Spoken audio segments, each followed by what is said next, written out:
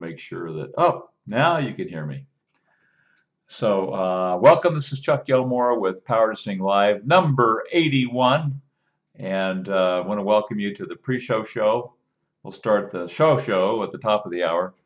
And I'm going to get this set up here so I can say hi to everybody. I tried my new little, this little thing here. Let me see if I can do it for you here. Let me see. Okay.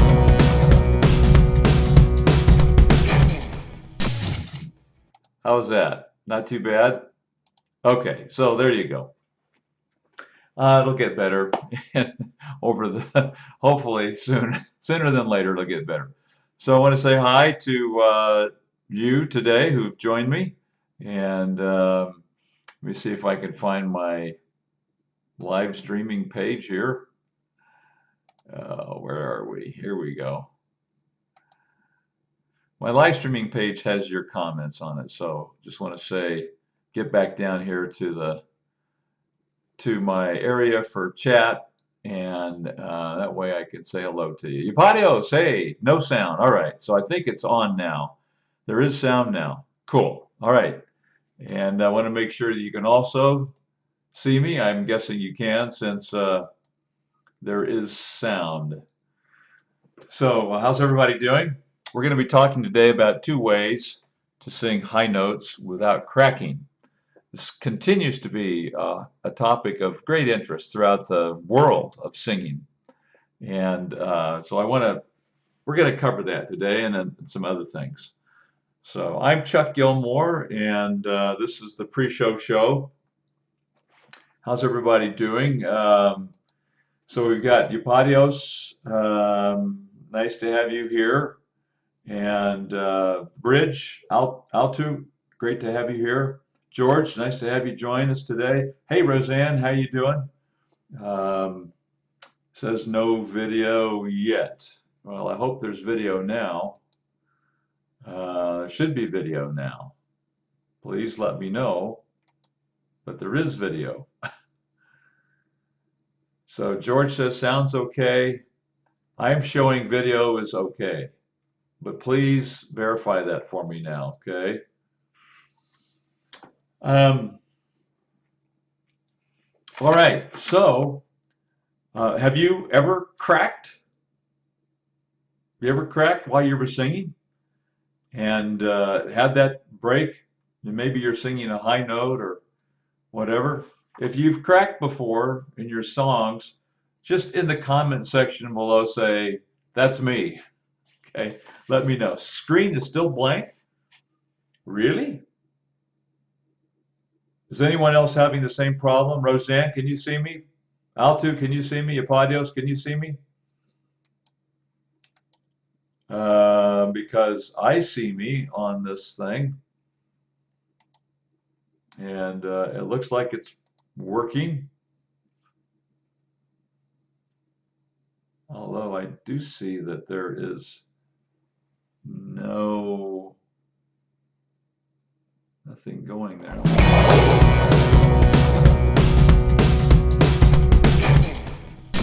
All right, so that's just the okay, so Altu and Roseanne said they can see and hear. So George, doesn't sound like it's my end. It looks like you might have an issue with your screen or something. So thank you for letting me know. You can see me and hear me, the rest of you guys. George, I don't know why you're not seeing it.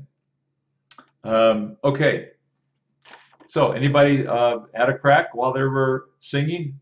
Just let me know in the comment section below, because there will be many others who will be able to relate to this. So today I'm going to show you 2 ways to do this to do high notes without cracking. We're going to get into that when the show begins. So in my experience so far, I don't recall actually having my voice crack while I was singing high notes. I've had scratchiness and so forth, like you can hear today. Someday it'll be gone, I hope. But I did have like a high C. That's the highest note that I've sung in a live show, and I was performing in Evita, and I was playing the role of Perón, the Argentine dictator, and uh, and so Evita was played by Holly Joe Cushing. She and I were Evita and Perón, and we had this really awesomely fun duet that was really, really dissonant, and it had a high C in it, and it was so fun to sing. But it was not anything that I had to sustain. It was just you touched it and then you were right off of it, and because it was just a really fast-paced duet and brief duet. But it was so fun. It was fun to be able to do it confidently and not have to worry about it breaking and cracking, which is a little bit harder when you have to sustain a high note. The highest note that I've ever sustained was a B flat, and that was in an audition that I did. Love Changes Everything is the name of the song, and had the B flat, and that was pretty fun. Pretty fun to be able to do that audition and not have to worry about my voice breaking. And there's a reason for that. We're going to talk more about that. Okay, so it is 2 o'clock, top of the hour. Hi, I'm Chuck Gilmore with Power to Sing Live number 81. Today we're going to talk about 2 ways that we can sing high notes without cracking. And we've been in our pre-show show, we've had a number of you who have been here and joined me. So I just want to add my hello to Marion. Nice to have you, Marion. Marion says, I can't. That's okay, I can still hear you. Marion said she can't hear me. Oh my goodness. Well, I am sorry for the difficulties you guys might be having. The bridge says that I don't crack, but I may have an airy note, okay? That's kind of the opposite side of the problem.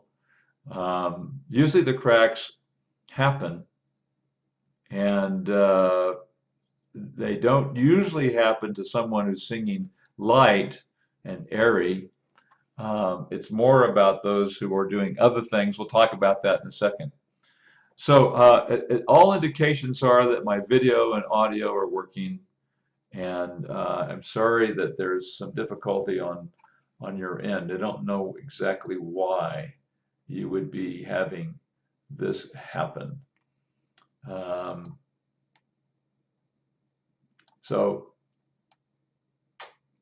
you might want to go back out and come back in. Now, Marion says yes. Roseanne said mine was when I was singing. I dreamed a dream from Les Mis live. Oh, Roseanne, you have to tell me about that. Hi, MK. Nice to have you here. I can see and hear. Greetings from Bavaria. Wow, awesome. Nice to have you here. Ricardo Carniato. Hello from Italy. Great to have you with us, Ricardo. I dreamed a dream. I figured that's what you meant. Since I'm not familiar with I Framed a Dream from Les Mis, I knew what you were talking about, Roseanne. So, okay. Well, it's, cracking on a high note's like a nightmare, right? Nobody wants to do that. And we don't set out to sing a song and have it crack like that. So, but it happens. So let's talk a little about, we're going to talk about what causes it, and we're going to talk about the solutions, the 2 solutions that I want to give you today. So let's talk about first thing, what causes these things to happen? Now there's some things that are kind of out of your control. If you're sick, if your vocal cords are swollen because you've had a sore throat, or you've had a cold, or you have an allergy, there may be some other things going on. Maybe you've got reflux, maybe you've got, maybe you haven't had any sleep, maybe you're dehydrated. All of these things contribute to vocal challenges when we perform. Very rarely do I ever get up to perform and I feel like everything is just perfect. So we have to kind of work through some of those things that are out of our control. Um, so that's certainly one issue that can cause our voices to crack when we're singing the high notes. But um,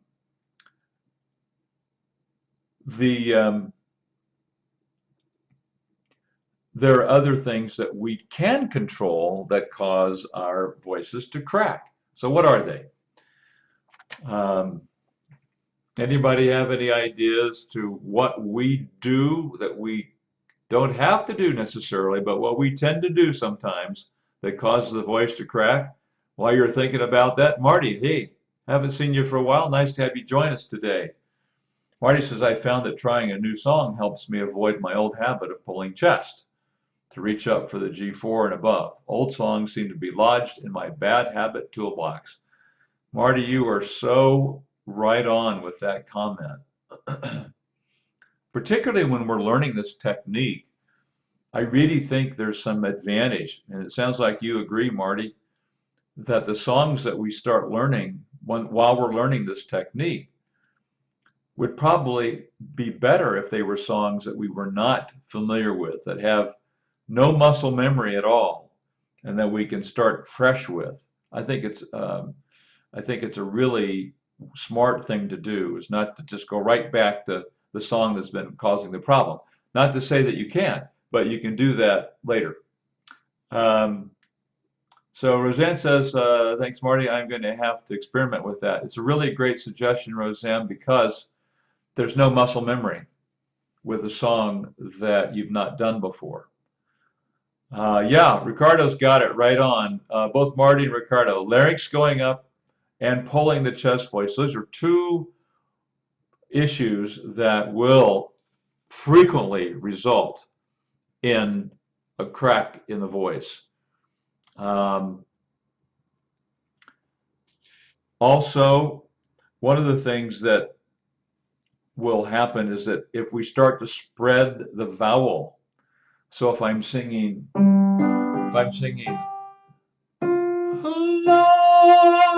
and I go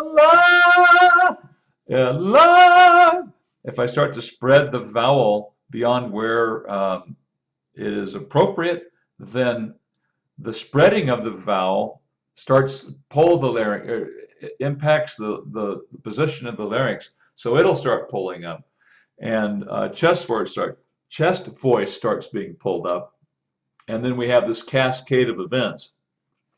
If we happen to hit the high note on the wrong vowel and the vowel spreads, that can cause this cascade of events.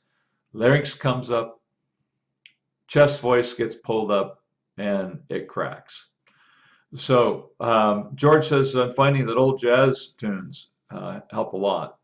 Yeah, I think that any song that you haven't already kind of ingrained in your memory, mind and body memory is probably a good start for utilizing the technique for the first time. And then when you've got it down and then it starts to become habitual for it, then go back and visit those songs. Now, all right, so let's say you're a gigging artist and you've got a regular job that you're performing every other night or maybe every night, and maybe it's in a club or so forth, and you've got a set list because there are new people coming into the club, so they haven't seen you before, or maybe they have seen you before and they want to come back and hear the same songs. Anyway, it's very unlikely that you have a new set list every night, right? So if you're learning this technique and then you have to try and apply it to the songs you're doing tonight, it's so hard. I got to tell you, it's hard to do that. And so it's more realistic, I think, and maybe this is an incentive to add some songs to your set list. start adding add a new song, add a couple new songs a month, or do one a week or something, where you're utilizing this new technique, and where you can apply these principles successfully and not have to fight yourself because of bad habits. And there's nothing, I mean, we've all been there. I'm certainly one of them. Okay. Altu says, sometimes I break from mix to chest and there's a bump. Yeah. Ricardo says, I think one of your suggestions works a lot, not to sing loud. Yeah, so Altu, and this is a very common situation where we're all, when we're coming down from head voice or from mix, and we transition back to chest, our chest voices are usually, especially at the beginning, larger. Someone compared it one time, and I thought this is a kind of a great analogy. We want to park our voice in the garage, but our head voice is the size of a Volkswagen, and our mixed voice is the size of a Volkswagen, and our chest voice is the size of a bus. So we've got to bring this size of the chest voice down so that we can park the entire voice appropriately. And so we want to bring everything down so that it's equal to each other, and then we can bring everything back up, and together they grow.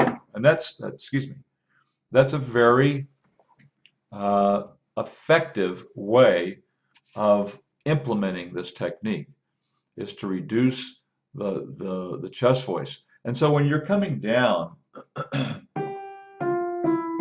if I said, you know, someone compared it one time, and I talked about this yesterday with, I don't know if Mindy's here or not, but we were talking about how not to, when you come in the chest, come in gradually, come in easily. Try not to clunk in. Try and ease into chest. Bring the volume down a little bit as you're doing that. Because in doing that, then you're gonna transition easier into the bottom of the voice, and the whole thing then becomes much smoother, much more smooth, and the voices are blending. The voices blending together. It starts to feel like one voice, and so that's a great tip, to bring the volume down a little bit. Someone compared it one time to a parachute, you know. I think this is a great comparison. You know, you're coming down this, you've got this, you got handles, you know, and you're kind of gliding in, and you're just kind of going in, you know, down. You see the place you're going to land, and you know, you get it's just nice floating light, you know, like a dandelion seed. You're just kind of like gently going down, and then you pull yourself out of your harness and drop 20 feet. We wouldn't do that. So why do we do that when we sing? So we'll come down like, oh, ah. So, but I understand that. I remember one time one of my teachers says, "Oh, you're sure glad to be back to chest," you know, because you get to it and you just like land on it, jump on it, you drop out of the parachute and just smash into the ground, chest voice. So hold on, stay in the parachute until you land gently, you know, touch down easily. That's the way you want to ease into chest. Okay, well, that's a little bit of a diversion. Let me say hi to whoever's maybe joined us since we got started. Okay, so all right, what are the two ways to prevent this crack? This should not be new to many of you.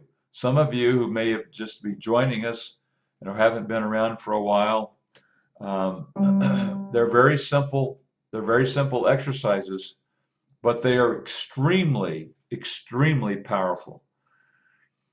I wished I'd known about these two things when I was younger.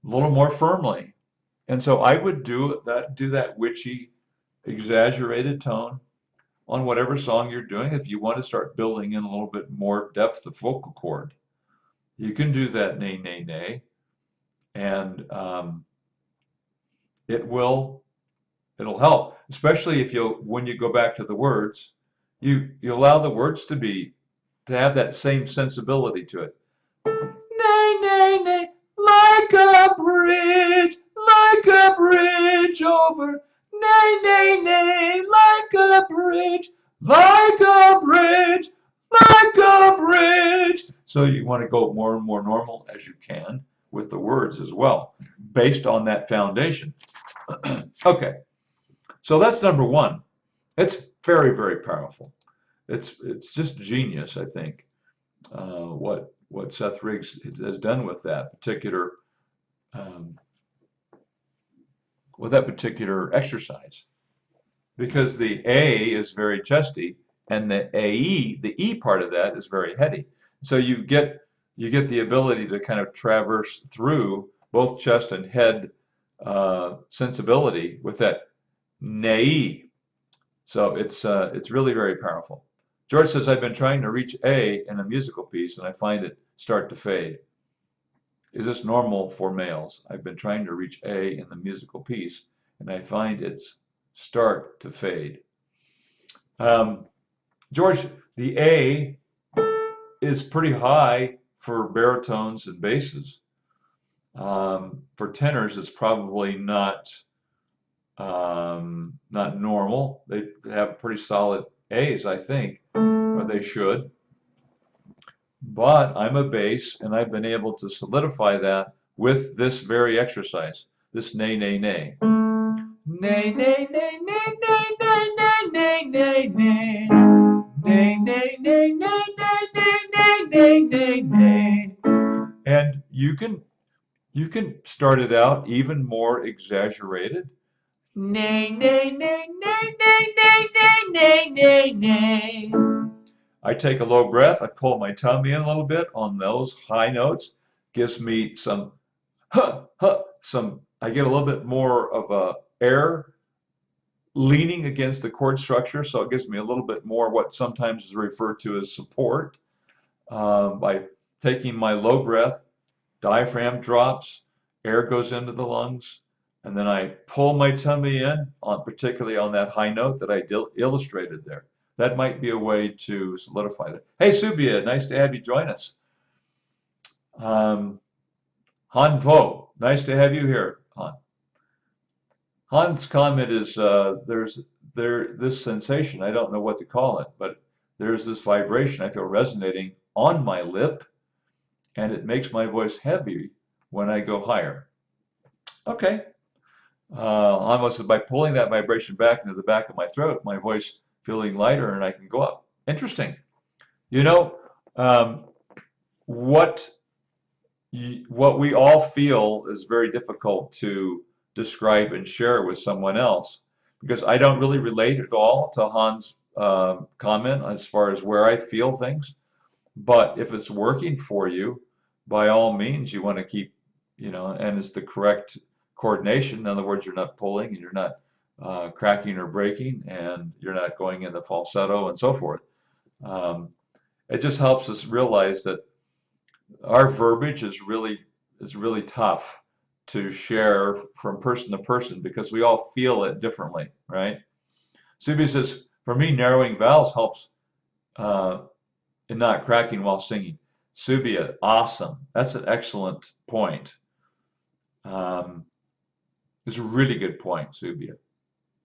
That the more open vowel, and I mentioned this earlier, that as one of the causes of cracks and breaks, the solution can also be to narrow the vowel. So, for example, on love that I showed a minute ago, love, I think of the word look, love, love, so that I can land on that idea of look, love, and that helps me. So I'm narrowing the vowel. It still comes out sounding like love. It's not whitening, it's not splatting. So thank you, Subia. Awesome suggestion, and it's good for all of us. It will help us in every single word that wants to break. It's very possible that it's a vowel that wants to spread as well. George said, I will try your suggestion tonight on Africa. The director of our chorus said I could also sing the alto line if I can't reach the A. I'm a tenor now. Okay. Yeah, it's possible too, George, that you may want to analyze the word that the A is on. It might be a wide, again, a wide vowel. And by narrowing the vowel slightly, it might feel easier to sit into it, and as a result, not have it fade. Okay, so what's this changing now to the next portion of this is another exercise that will help prevent the crack. So that exercise, many of you again will be familiar with this, is gi. But it's not just gi, it's gi, a little bit of an imposition. So if I said duh, duh, duh, you can see my larynx drop. Duh, duh. Oh, by the way, how do you like my new hairstyle? My last video and my last few months of live broadcasts, I've been all bearded and my hair, what hair I had, everything on either side of my everything on either side of my hand here was growing. And my show is over. Camelot is done. It was a blast, and I'm happy to kind of get. I don't really like shaving, but the big beard gets in my way. You have to, you can't eat without 3 or 4 napkins to get it all out of your beard. Anyway, okay. So, gi. If you see that larynx right here, gi, duh. If I kind of go dopey, g, d, duh, it drops. So when I make that dopey sound, it activates muscles that pull the larynx down. Okay. So instead of saying duh, I say gi. And so if I said gi, gi, gi, gi, gi, gi, gi, gi, gi, gi, if I keep that dopey sound, the larynx stays at speech level. It stays down here, or even lower. Gi, gi, gi, gi, gi, gi, gi, gi, gi, gi. Gi, gi, gi, gi, gi, gi, gi, gi. Notice that the gi goes somewhat hollow sounding or hooty.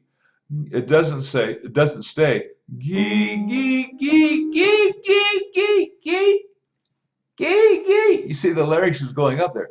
Gi, gi, gi, gi, gi, gi, gi, gi, gi, gi, gi. You can see the larynx staying down. That's the secret here.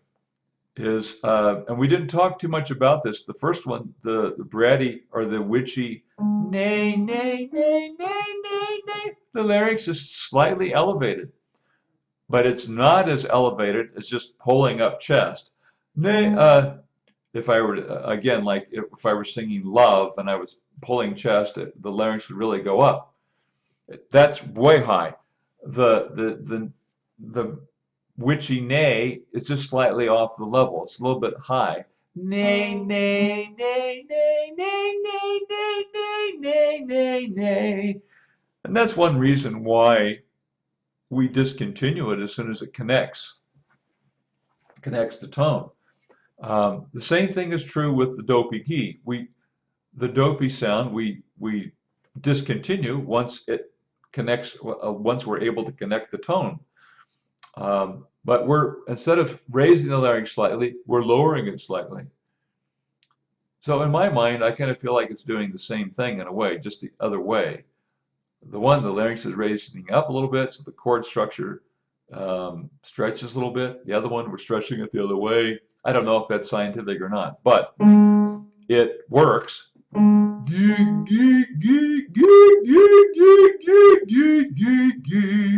As opposed to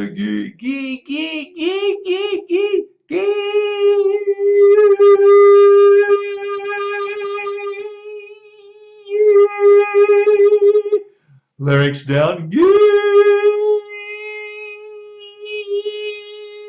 larynx up. You can hear I lose the hooty, hollow sound.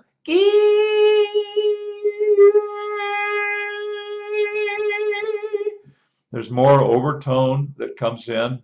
There's more fullness and more richness to the voice.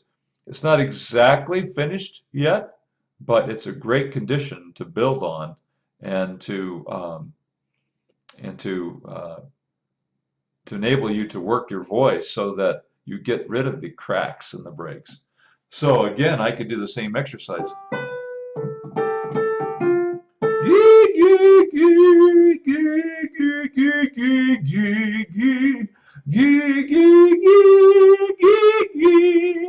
Now then I could take it from gee and put it on I could do it a goo. Goo, goo, goo, goo, goo, goo, goo, goo, goo. And maybe that starts to hold, and I could try it on go, go, go, go, go, go, go, go, go. Go, go, go, go, go, go, go, go, go, go, go. And so I get more and more normal and do different vowels. And finally, I could maybe try it with the words. Like a bridge over troubled waters. So maybe I will do that just slightly dopey. Like a bridge over troubled waters. Whatever that your lyrics are, put those in there. Once you've tried it with that dopey sound, then do dopey words, and then gradually go to more normal words. And if it starts to crack again, go back to where it was holding. Add a little bit of the dopey sound to it. We'll go back and do the dopey gee or dopey goo, or even dopey go, just to get that larynx down. So those are two extremely powerful ways to stop cracking and breaking. Let me check on some comments here. Hey Marnix, nice to have you with us today. Great to see you. What's you think I look like yeah, so Heisenberg. You know, I have never watched all of the series on Netflix. I watched the first couple, and they were kind of like a little violent to me, and I got onto something else. But I've had so many ask, is it a Heisenberg? And then I've had a lot of people tell me I look like the actor or sound like him and different things. So I probably should invest some time and watch the series. It's always come highly recommended. I think he's a great actor too. I would like that. Subia says, when I do this dopey exercise, my throat hurts. You know, Subia can. I've actually had students overdo that dopey sound, and I think it takes a lot to do that. It's kind of like they got a spring or, you know, vocal, kind of like sprung their voice box or something. So it doesn't, you don't have to go overboard on it, but sometimes it just feels, it might feel a little sore, or might feel like you're hurting it because you've never done it before. Just don't do it hard. Don't do it loud, but do it.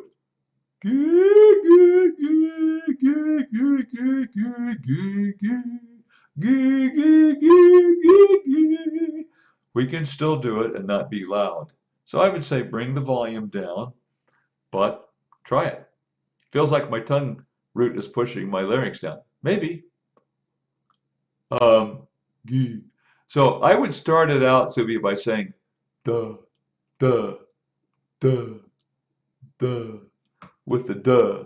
I don't get my tongue involved in that. I can see what you mean. I mean, you could do the gee.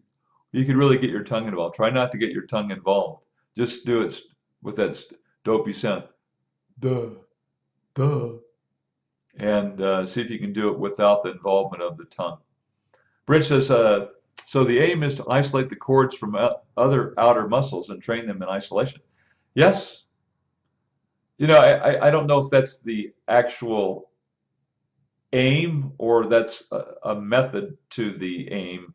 That's a way to get a way to get more towards um, being able to bridge to bridge through the passaggio to connect the tone. I think it's more the aim, and the tool is to isolate the chords from the extrinsic muscles. That's something we want to eliminate. We want to eliminate the outer muscles pushing the larynx up. We don't really want the outer muscles to do anything. They're just surrounding the vocal cords. The cords themselves are capable of doing all these things better without the squeeze from the extrinsic muscles. Inking says, hey Chuck, I feel like quitting singing because I've been stuck on F4 sharp for 4 years and can't get above 90% of the time. Are you studying voice, Ink? Are you taking voice lessons with somebody? Subia says, okay. Yeah, so, okay. So third segment, last week I mentioned that I'm in kind of the planning stages of doing a membership site where we can really deep dive into these topics and really start developing some real mastery with these things. And it'd be paid. It's a paid membership. I don't know what it's going to be. We know what it's going to be costing yet. But what I'm really interested in is what do you feel is absolutely required? And I've got several. I mean, last week Altu the bridge said you got to teach bridging. You got to teach the the narrowing of vowels. That was already been mentioned today. Would be helpful to another suggested the psychology of singing because it can get so discouraging. One step forward, two step back. Maybe that was you also, Altu. Several other things were mentioned, and I'm keeping notes of these things because I really want to know what you feel in terms of there being a membership site that would like maybe two things that absolutely must be a part of it. It has to be covered in terms of training and information and demonstrations and listening and so that you are able to really grasp it and do it. So any suggestions? I would love to hear from you on that. Subia says, I know sometimes when I wake up in the morning, I can't do my riffs and runs like I was able to the day before. So you could tell me the reason? Well, Subia, I can't really. I think there's several possibilities. I guess the first question is, how many years have you been doing it? Is it somewhat new to you still? And that would be one possibility. Number two would be maybe you didn't get enough sleep. Maybe you're dehydrated. Maybe the air in your room dried out your voice. Maybe, maybe you got something coming on. Maybe you just haven't learned it well enough yet.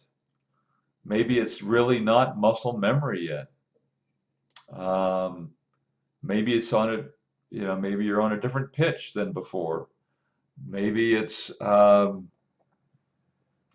think there might be some other reasons. And so if that happens, just start where you can. Start simple and work your way to more complex. Probably don't want to start out with the hardest riff that you know.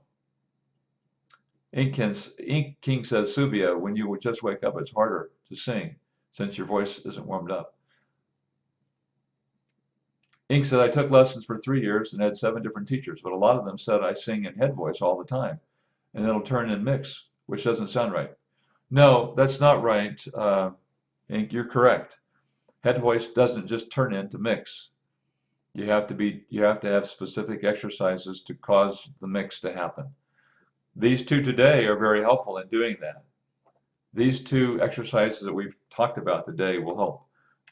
connect the tone, which means connect you through the passaggio, which the bridge of your voice, and that's where we initially start mixing the chest with the head voice. Britt says, Chuck, one of the greatest help would be to help someone find their tessitura. That's interesting, isn't it? I don't know what the obsession is with tessitura. Um, and for sure, Altu, I think that um, it can change. Once you get into this technique and get it well established, your tessitura will very possibly change. You may find out you've got more lower notes. You may discover you've got a whole other octave above. And so I know range is only part of that, but if the larynx comes down and the voice enriches and deepens, then that may affect it. Age may affect it. I don't know what the ideal age is to really say, okay, this is the golden age to determine your tessitura. Because that voice is always it seems like it's always in flux. But I get this question a lot. I get it a lot. So I think that would be a major undertaking because it seems like it's something that, I don't know. So Altu, answer this for me. Where does that have application in pop? In pop, rock, and maybe theater and so forth. I'd be curious what you think about that. Or does it only have application in opera and classical music? I mean, I have my ideas, and I have an idea that I can use as an answer, but I'm just curious what you think. I don't know how this can be done as each voice is different. I think it helps with finding the right keys, you know. All right, so help finding, or maybe just evaluating, taking into consideration all of the issues in tessitura, in tessitura.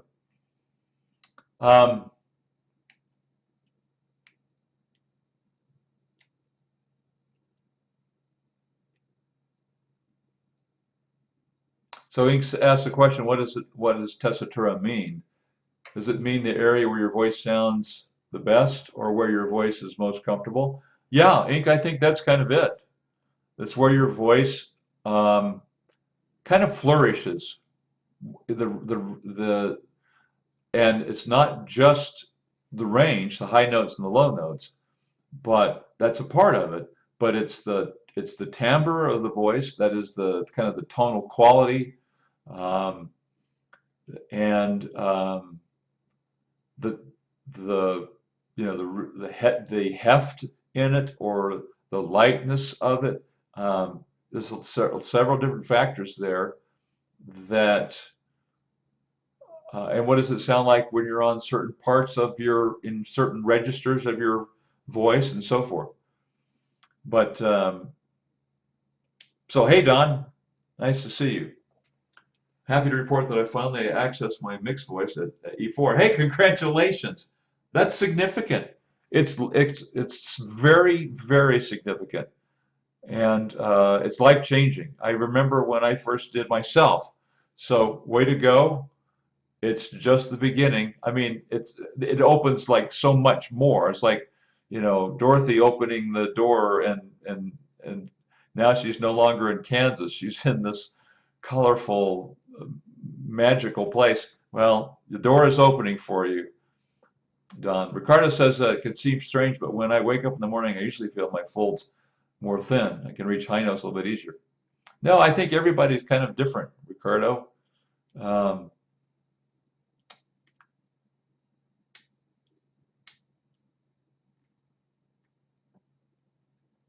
So Don says the thing I really did it was simply realizing that there were no vowels that don't have to be modified. Yeah, pretty true. I thought that because O is considered a neutral vowel, it would go up and up. Yeah, so AH kind of basic H becomes UH, but sometimes it even needs to be a little bit more narrow than just doesn't it?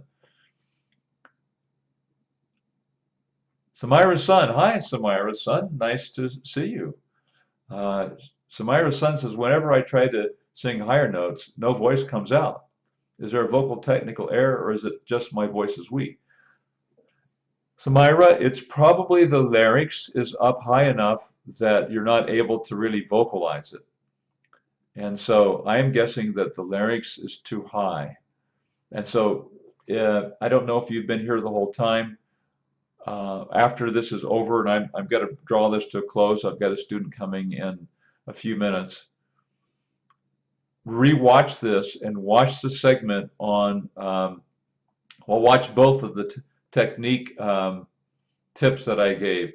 It's called the Bratty or Witchy Nay Nay Nay, or the Dopey G. And between those two, I bet you can get to the point where you can have the sound working for you. Don C, in my voice, cup, has to close towards, yeah. Yeah, I understand that completely, Don, and it's great that you're identifying what's working for you. Probably what you're going to find out too, as you get better and better at it, you'll be able to go through a little bit, you'll be able to open it slightly, but especially at first, you're feeling your way, and when it starts to solidify, I won't be surprised if you'll be able to do a more open vowel there as you grow in it. Britt says, I know where my voice shines. I can transpose the songs appropriately. In opera, I think roles are reversed for different Fox.